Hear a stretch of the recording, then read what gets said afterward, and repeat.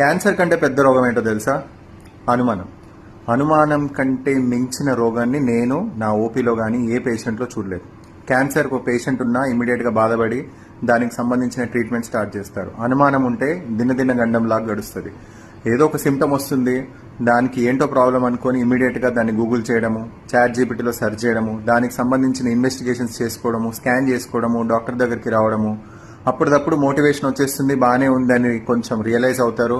మళ్ళీ ఇంటికి వెళ్ళంగానే ఒక వారం రోజుల్లో 10 రోజుల్లో ఇంకొక అనుమానం వచ్చేస్తుంది. ఇంతకంటే మించిన రోగం ఏంటి చెప్పండి?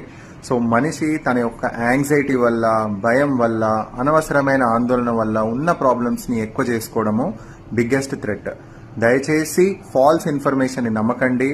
అండ్ యూట్యూబ్స్లో, సోషల్ మీడియాలో, ఇన్స్టాగ్రామ్స్లో చాలా మంది అన్క్వాలిఫైడ్ పీపుల్ కూడా too many lectures, too many investigations ఇస్తున్నారు.